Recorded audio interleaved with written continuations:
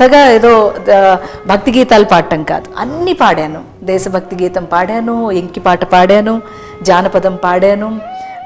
చిన్న చిన్న ఫీచర్స్ చేస్తూ ఉన్నప్పుడు శివరాత్రికి, ఉగాదికి అలా పాడటం అలా అలవాటు. ఇంకా ఇంట్లోనే ఆ సంగీతం ఉండటం మూలంగా, తాతగారు కూడా మృదంగం వాయించడం మూలంగా నాకు అది ఇన్హరెంట్గా జెనెటికల్గా వచ్చిందని మా పెద్దలు చెప్తూ ఉంటారు.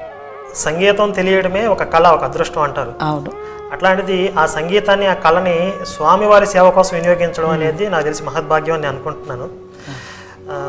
అయితే ఇప్పుడు ఇంకొక విషయం అమ్మా, జనరల్గా స్వామివారికి ఒక ప్రఖ్యాతి ఉంది, ఆపద మొక్కులు వాడని, ఆశ్రిత పక్షపాతి అని చెప్పి. చాలామంది తమకి ఏదైనా ప్రతికూల పరిస్థితులు ఎదురైనప్పుడు లేకపోతే అవసరార్థం స్వామివారికి మొక్కుకోవటం, ఆ తర్వాత స్వామివారి అనుగ్రహంతో ఆ పరిస్థితి నుంచి బయటపడిన ఉదాహరణలు మనకి చాలా సాదృశ్యాలు ఉన్నాయి.